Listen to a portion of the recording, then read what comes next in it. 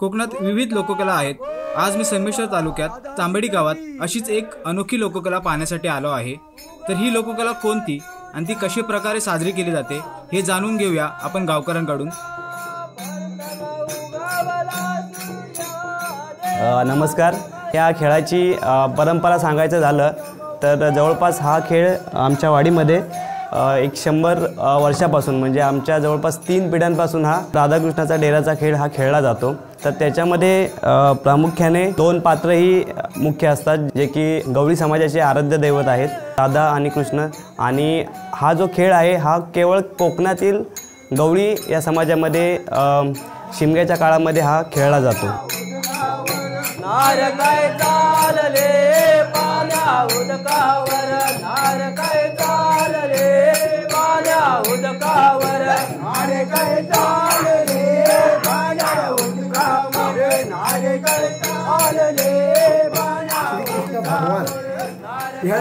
या भूमीवर गोकुळामध्ये त्यांना जन्म घेतला, कारण हा दैत्य भार मारलेलं होतं कंसने आणि तो कोणा बदलना, म्हणून देवाने अवतार घेतला ने श्रीकृष्णान आणि त्या गोकुळात जन्मला। गोकुळात जन्मल्यानंतर तर संगडी जमवला तर गवलीत होत, त्या गवल्यापासून त्यांची संघटना झाली आणि त्याचा नामस्मरण करीत हा खेळ त्यांनी सुरू केला। आणि त्या परंपरी आम्ही कोण नाही कोणतरी करता नाही असा नाही असा।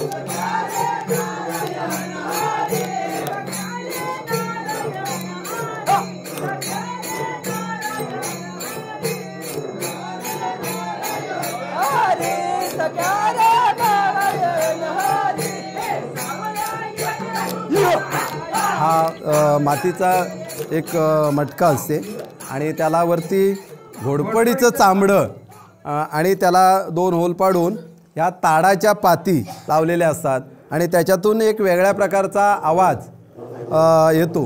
म्हणून ह्या कार्यक्रमाला किंवा ह्या जे खेळाचं नाव आहे ते डेऱ्याचा खेळ हा आहे।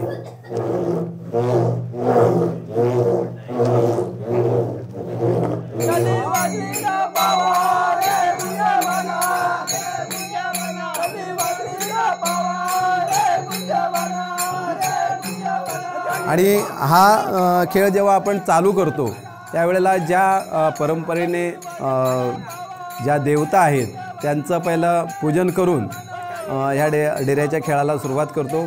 आणि हे आमच्या इथे तांबेडी गवळवाडीमध्ये हे राधाकृष्णाचं एक मंदिर आहे आणि हे मंदिर जवळजवळ साधारण 30-35 वर्ष हे मंदिर झालं आहे आणि हे मंदिर होण्यापूर्वीपासून इथे खेळ चालू होता। तर अशा पद्धतीने आम्ही ही परंपरा आजपर्यंत अगदी आता या 3ऱ्या पिढीमध्ये आलं आहे आणि आत्ता जी ही नवीन मुलं अगदी तरुण आहेत आणि त्यांच्यापर्यंत आम्ही पोचवला आहे आणि त्यांनी तसाच पुढे वारसा न्यावा आणि त्यासाठी आमचे प्रयत्न राहतील।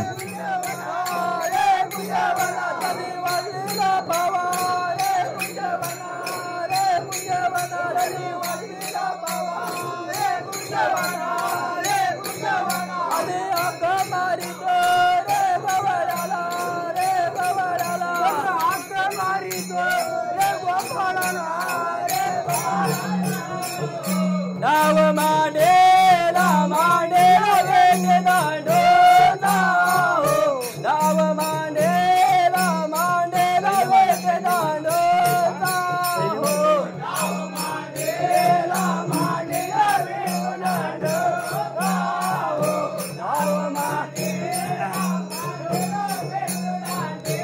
नाव। वेटे ओढाले ओढाले यमुना डोहाला,